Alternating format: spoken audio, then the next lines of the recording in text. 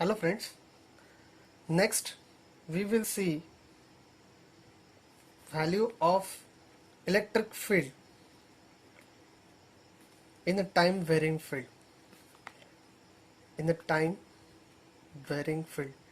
Value of this E bar in a time varying field. In static field, we know that we have with us a static charges, say positive charge and a negative charge. So as per the Faraday's law, we can say that lines of force start from positive charge and terminates on a negative charge.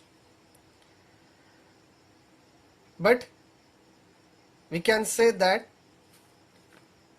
on the negative charge, lines of force are converges,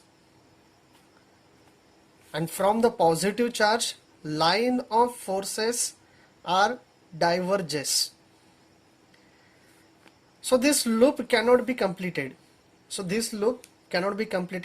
is, from the negative field, from this negative charge, line of force cannot be generated and cannot be terminated on this positive charge.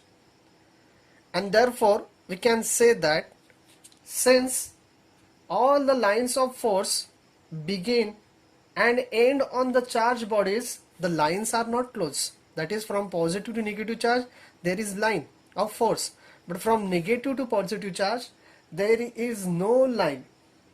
And therefore, we can say that in such a case, for a static field, so this is the case for the static field. And therefore, for a static field, we can say that line integral or closed loop integral for this E bar dot dl bar, it will be equals to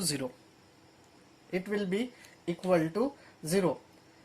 Now, by the Stokes theorem, we can say that this line integral can be converted into surface integral, and therefore we can say that this integral can be written as also del bar cross E bar, it will be equals to 0. So this is the second Maxwell equation applied for the static field. But if the field is time varying field, if the field is a changing field, in that case this second Maxwell equation gets modified. That is, for the time varying field,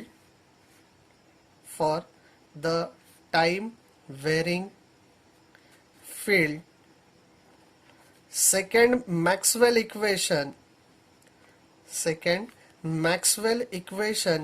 will be del bar cross E bar not equals to 0. That would be not equals to 0.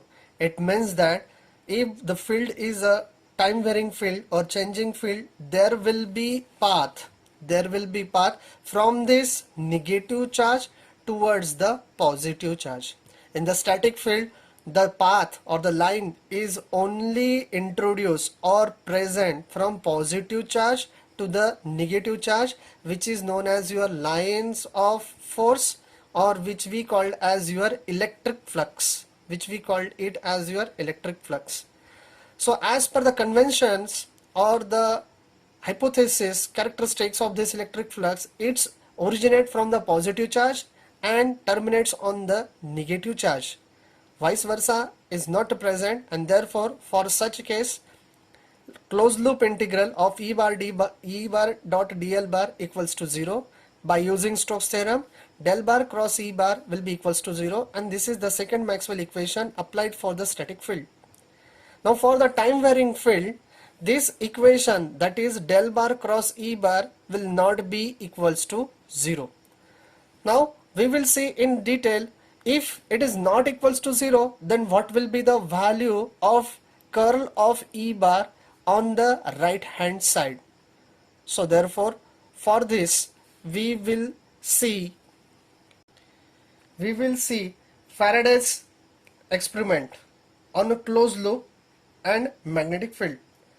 So as per the Faraday's law, we can say that induce EMF, induce EMF in any closed circuit, induce EMF in a closed circuit is directly proportional to rate of change of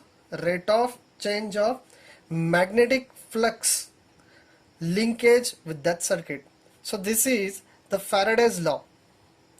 This is the Faraday's law which help us to derive the equation, that is del bar cross E bar in the time varying field.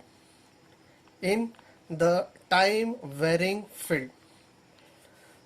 Now simplifying this equation, we can say that we have with us induced EMF in a closed circuit is equals to VE equals to minus d by dt of your phi. This negative sign is because of the Lenz law, and we know that the Lenz law, it emphasizes the fact that induced current in the loop is always in such a direction to opposite the change that produce. So it means that as the current try to increase, this EMF tries to reduce it. So this is a contradictory statement, and therefore we can say that this phenomena can be explained with the help of this mathematical sign, that is a negative sign. And therefore we can say that as per the Faraday's law, induced EMF in a closed circuit is equals to rate of change of magnetic flux linked with that circuit, and the negative sign is because of your Lenz law. Now this will be your equation number 1. Now as per the conventional definition, we have with us, that is closed loop integral of E bar dot dl bar equals to EMF produced in that closed loop, and therefore we can say that this EMF, it is equals to E bar dot dl bar. Point number second. Point number next, link with the circuit equals to surface integral of B bar dot ds bar, where B bar represent magnetic flux density. It is similar to your D bar which we studied in electrostatic, that is a electric flux density. So this B bar is the magnetic flux density, and its unit is Weber per meter square, where Weber is the unit of this flux link or associated with the closed circuit. Now therefore we can say that the EMF induced in the closed circuit is equals to closed loop line integral of E bar dot dl bar equals to minus d by dt of surface integral of B bar dot ds bar, B bar dot ds bar. Therefore closed loop line integral E bar dot dl bar equals to minus d by dt surface integral of B bar dot ds bar. Now taking this derivative inside the integral sign, we have with us closed loop line integral of E bar dot dl bar equals to surface integral minus del by del t of B bar dot ds bar. Now as per the Stokes theorem, we have with us this E bar dot dl bar as the surface integral of del bar cross E bar into ds bar equals to minus surface integral d by del t of B bar dot ds bar. Now this surface integral will cancel each other, this ds bar will cancel each other, leaving behind del bar cross E bar equals to minus of del by del t of B bar. So this is the equation of the electric field intensity in a time varying field.